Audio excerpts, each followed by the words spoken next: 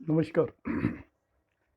आज हम बात करेंगे मुंडेन एस्ट्रोलॉजी के एक बहुत ही इम्पोर्टेंट एस्पेक्ट, इम्पोर्टेंस ऑफ मुहूर्त। और इम्पोर्टेंस ऑफ मुहूर्त में अब जिस मुहूर्त की हम बात करेंगे वो है related to oath taking ceremony of a new government. कोई भी जब नई सरकार बनती है तो उसकी जो लॉन्जिविटी या उसकी उम्र, कितने दिन तक वो सरकार चलेगी आराम से या उसको चलने में कोई डिफ़िकल्टीज आएंगी, ये सभी चीज़ हम निकाल सकते हैं एक चक्र से जिसे हम कहते हैं सिंहासन चक्र।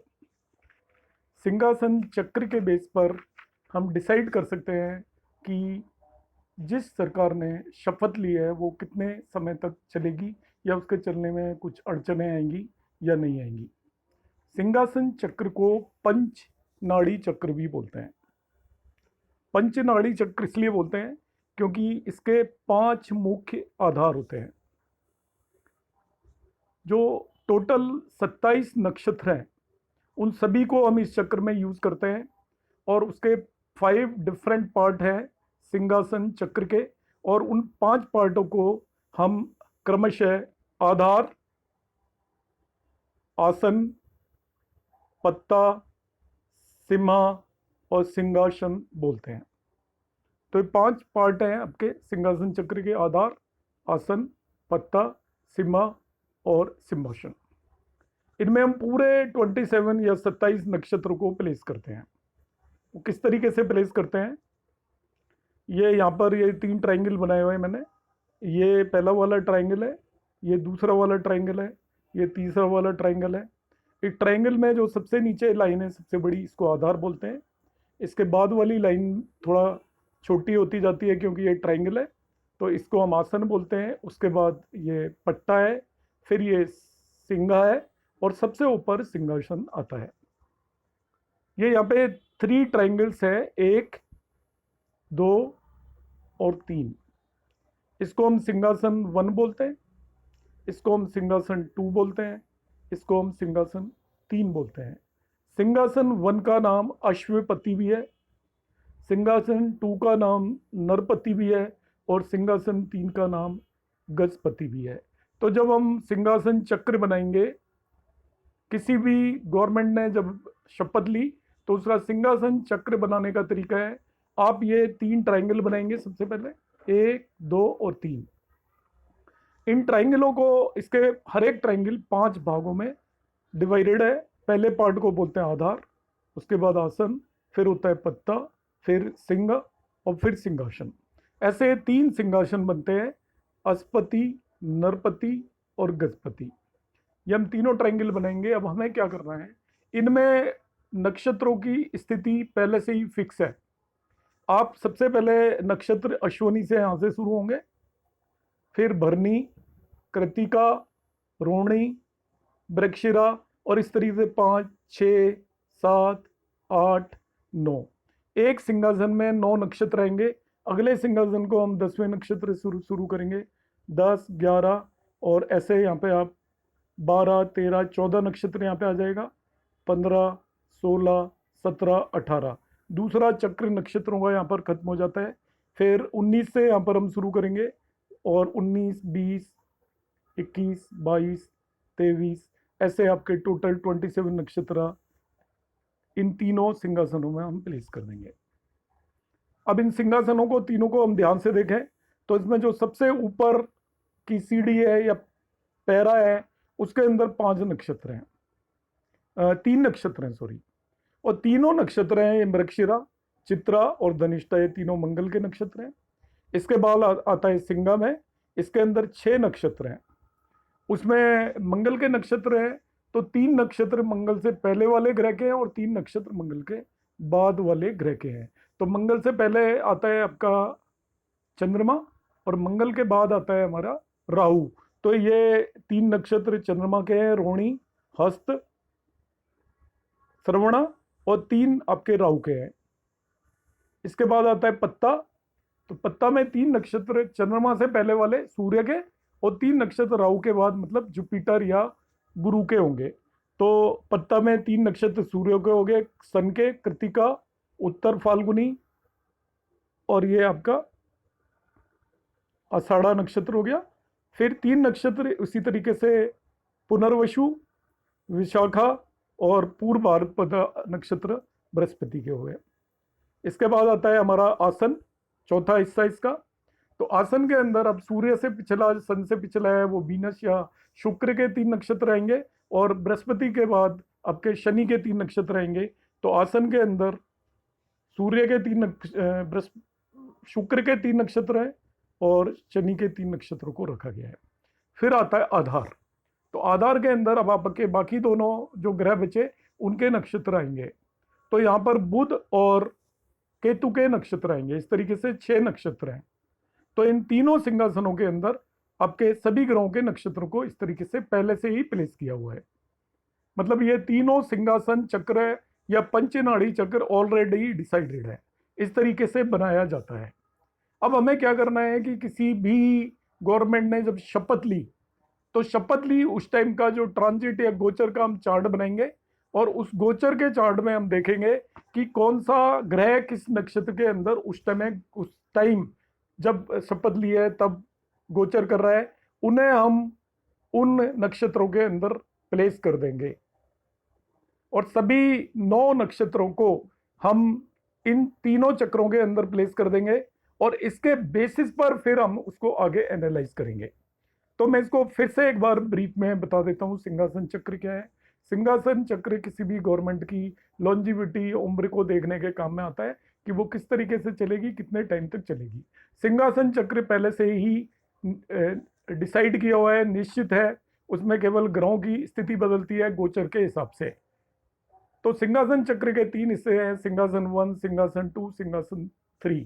सिंहासन 1 के अंदर 5 पार्ट है, आधार, आसन, पत्ता, सिंहासन, और 9 नक्षत्र तीनों सिंहासन 1, सिंहासन 2 और सिंहासन 3 में रखे हुए हैं। सिंहासन 1 को हम अश्वपति भी बोलते हैं, इसमें 1 से लेकर 9 नक्षत्र हैं। सिंहासन 2 को नरपति बोलते हैं, उसमें 10 से लेकर 18 तक नक्षत्र हैं। सिंहासन 3 को गजपति बोलते हैं, उसमें 19 से लेकर 27 तक नक्षत्र रखे हुए हैं। आपके इसके सिंहासन चक्र को पंचनाड़ी चक्र बोलते हैं, क्योंकि इसके 5 हिस्से हैं। उसमें सबसे पहले आधार है, फिर आसन है, फिर पत्ता है, फिर सिम्मा है, फिर सिंहासन है।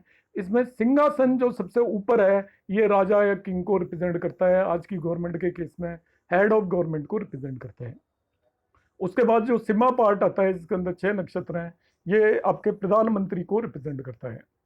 तो हालांकि हमारे देश में प्रधानमंत्री ही मुख्य होता है, तो अब नेक्स्ट टू किंग जो भी है उसको ये रिप्रेजेंट करेगा।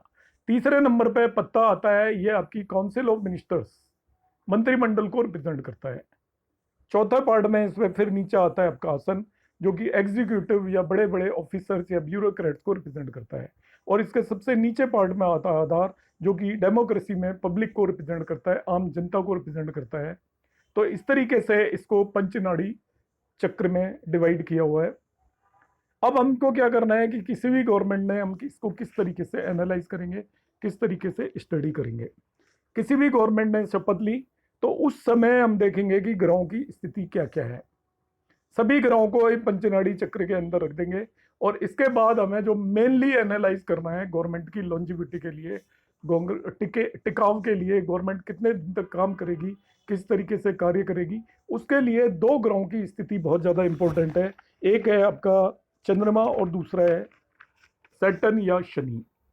हम जानते हैं कि मुहूर्त के केस में मून की पोजीशन बहुत ज़्यादा इंपॉर्टेंट होती है, सबसे इंपॉर्टेंट रोल प्ले करता है मून। तो हम क्या देखेंगे, मून के केस में हमें देखना है कि स्ट्रॉन्ग मून होना जरूरी है। जब भी गवर्नमेंट ने शपथ ली तो स्ट्रॉन्ग मून होना चाहिए। अब स्ट्रॉन्ग मून क्या होता है, शुक्ल पक्ष का मून होना चाहिए, सूर्य से उसकी स्थिति 96 डिग्री से ज़्यादा दूर होना चाहिए, उसे हम स्ट्रॉन्ग मून कह सकते हैं। और जितना वो ज़्यादा सूर्य से दूर होगा, पूर्णमासी का मून सबसे स्ट्रॉन्ग होता है। तो मून बहुत स्ट्रॉन्ग होना चाहिए, और उस पर किसी भी अशुभ ग्रह का ना ही तो कोई दृष्टि हो और ना ही कंजंक्शन हो। वो अशुभ ग्रह के साथ ना ही एस्पेक्टेड हो मेलिफिक प्लेनेट से, और ना ही वो उनके साथ कंजक्ट हो मतलब मून किसी भी तरीके से अफ्लिक्टेड नहीं होना चाहिए। यदि मून अफ्लिक्टेड है तो वो गवर्नमेंट की स्टेबिलिटी के लिए ठीक नहीं होता। तो एनालिसिस के लिए हमें सबसे पहले चंद्रमा देखना है कि चंद्रमा स्ट्रोंग है, चंद्रमा अफ्लिक्टेड तो नहीं है स्ट्रोंग होने के साथ साथ। तो चंद्रमा अफ्लिक्टेड नहीं है और चंद्रमा स्ट्रोंग है तो हम कह सकते हैं कि वो मोर बेटर है, उतना खराब नहीं है। इसके बाद हमें देखना है कि चंद्रमा किस नाड़ी के अंदर है। जो 5 नाड़ी है यहाँ पे आधार से लेकर सिंहासन तक, चंद्रमा जितनी भी ज्यादा हायर नाड़ी में प्रेजेंट होगा, सिंहासन में है तो वो अथॉरिटी प्रोवाइड करेगा किंग को, किंग के पास बहुत ज्यादा पावर होगी। और इसी तरीके से वो जैसे जैसे नीचे की नाड़ी में आधार की तरफ मूव करता जाएगा, राजा की पावर घटती जाएंगी। जैसे वो पत्ता में आ गया तो उसको लिमिटेड अथॉरिटी होगी। ऐसा समझ सकते हो कि जैसे कोलिशन गवर्नमेंट में खींचतान मची रहेगी और उसको उतनी ज्यादा अथॉरिटी नहीं होगी। यदि चंद्रमा आसन या आधार नाड़ी में है तो वो काफी कमजोर कर देगा राजा को। तो राजा की पावर के लिए, उसको स्ट्रोंग होने के लिए चंद्रमा को हायर नाड़ी में होना चाहिए, सिंहासन या सिम्मा में है। जैसे जैसे चंद्रमा नीचे वाली नाड़ी में जाता जाएगा तो उसमें उसकी राजा की अथॉरिटी कम होती जाएगी। तो चंद्रमा सबसे इंपॉर्टेंट है। तो 2 इंपॉर्टेंस मैंने बताई चंद्रमा की, एक स्ट्रोंग होना चाहिए, अफ्लिक्टेड नहीं होना चाहिए, दूसरा वो हायर नाड़ी में होना चाहिए। जैसे ही नीचे की नाड़ी में है तो हम एनालिसिस में कहेंगे कि चंद्रमा स्ट्रोंग उतना अच्छा नहीं है और गवर्नमेंट के लिए उतना बेटर नहीं है। दूसरा सबसे ज्यादा इंपॉर्टेंट जो ग्रह है या प्लेनेट है वो है सैटर्न या शनि। हम जानते हैं कि सैटर्न डेमोक्रेसी या मासेस का कारक होता है, जनता का कारक होता है डेमोक्रेसी के अंदर। और ये डेथ का भी सिग्निफिकेटर है, डिस्ट्रक्शन का भी सिग्निफिकेटर है, मृत्यु का सिग्निफिकेटर है, विनाश का सिग्निफिकेटर है। इसलिए गवर्नमेंट के केस में सैटर्न या शनि बहुत ज्यादा इंपॉर्टेंट हो जाता है। शनि कभी आप हमेशा देखिए कि चार्ट के अंदर जब आपने पंचनाड़ी चक्र बनाया, शनि कहीं चंद्रमा को तो अफ्लिक्ट नहीं कर रहा है, लग्न को तो अफ्लिक्ट नहीं कर रहा है, या 10th हाउस को तो अफ्लिक्ट नहीं कर रहा है। इन तीनों को अफ्लिक्ट नहीं करना चाहिए शपथ लेते टाइम। तो ये उस टाइम का हम गोचर चार्ट बनाएंगे, हम देखेंगे कि शनि का असर चंद्रमा, लग्न और 10वें घर पर नहीं होना चाहिए, क्योंकि 10th house is also very important for government formation. तो इन तीनों पे असर है तो गवर्नमेंट के लिए अच्छा नहीं होगा। फर्दर इस पर सूर्य और बेनिफिक प्लैनेट्स पे भी इसका असर नहीं होना चाहिए। मतलब Saturn is very important. Shani को देखते टाइम आपको देखना है कि वो चंद्रमा को तो एफ्लिक्ट नहीं कर रहा है, शनि कहीं सूर्य को तो एफ्लिक्ट नहीं कर रहा है, शनि कहीं 10th हाउस को तो एफ्लिक्ट नहीं कर रहा है, शनि कहीं लग्न को तो एफ्लिक्ट नहीं कर रहा है। यदि इनमें से किसी को भी सैटर्न एफ्लिक्ट करेगा तो वो गवर्नमेंट के लिए अच्छा नहीं है, लॉन्जिविटी ऑफ गवर्नमेंट के लिए इज नॉट गुड। फिर देखना है आपको शनि किसी मेलिफिक अशुभ नक्षत्र में तो नहीं है, या अशुभ ग्रहों के साथ तो नहीं है, मंगल के साथ बैठा हुआ है, राहु के साथ बैठा हुआ है, तो ये गवर्नमेंट की लॉन्जिविटी के लिए बेटर नहीं है। तो ये दूसरा आपका सैटर्न के लिए आपको देखना है। थर्ड वन, ये क्लासिकल एक कॉम्बिनेशन है कि शनि जब भी,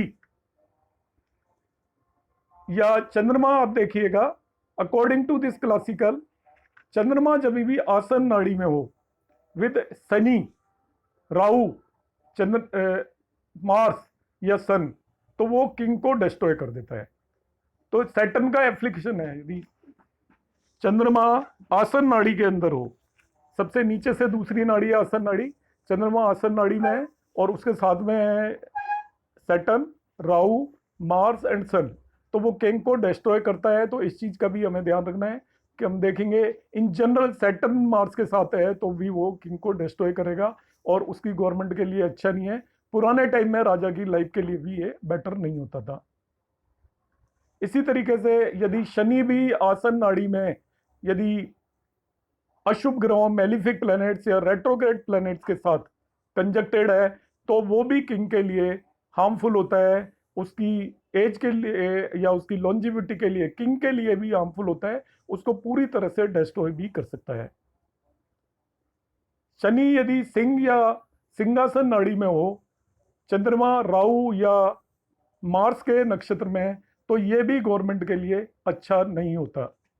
इसी तरीके से यदि जुपिटर एक सेविंग ग्रेस है, जो कि यदि आसन नाड़ी में है तो गवर्नमेंट को प्रोटेक्ट करता है।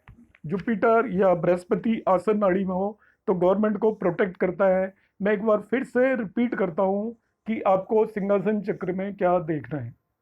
सिंहासन चक्र के लिए जो सबसे दो इंपॉर्टेंट ग्रह हैं वो आपके चंद्रमा और शनि है। क्रमशः दोनों को देखना है। चंद्रमा मुहूर्त के लिए अच्छा होता है, तो चंद्रमा हर मुहूर्त में स्ट्रांग होना चाहिए और उस पर अशुभ ग्रहों का असर नहीं होना चाहिए, ये हम देखेंगे। ना वो अशुभ ग्रहों से दृष्ट हो, एस्पेक्टेड हो, और ना ही अशुभ ग्रहों के साथ कंजक्टेड हो। दूसरा, चंद्रमा जितनी ज्यादा हायर नाड़ी में होगा, सिंगा या सिंहासन नाड़ी में होगा, उतना ही किंग को या जो भी आपका प्राइम मिनिस्टर है, हेड ऑफ गवर्नमेंट है, उसको ज्यादा पावर देगा। और जितनी निचली नाड़ी में होगा, नीचे डाउन साइड में वो जाता जाएगा, उतना ही किंग की अथॉरिटी रिड्यूस होती जाएगी, मॉडरेट पावर होगी किंग के पास। इसके बाद जो दूसरा सबसे इंपॉर्टेंट प्लेनेट है वो सैटर्न है, शनि है, उसे देखना है। शनि का एफ्लिक्शन, शनि ना ही तो लग्न को एफ्लिक्ट करना चाहिए, ना ही 10th हाउस को एफ्लिक्ट करना चाहिए, ना ही मून को एफ्लिक्ट करना चाहिए, ना ही सन को एफ्लिक्ट करना चाहिए, ना ही किसी बेनिफिक प्लेनेट को एफ्लिक्ट करना चाहिए, नहीं तो गवर्नमेंट के लिए ट्रबल्स हमेशा तैयार रहेंगी। फर्दर, शनि किसी भी मेलिफिक नक्षत्र में भी नहीं होना चाहिए और किसी भी मेलिफिक प्लैनेट्स के साथ भी नहीं होना चाहिए।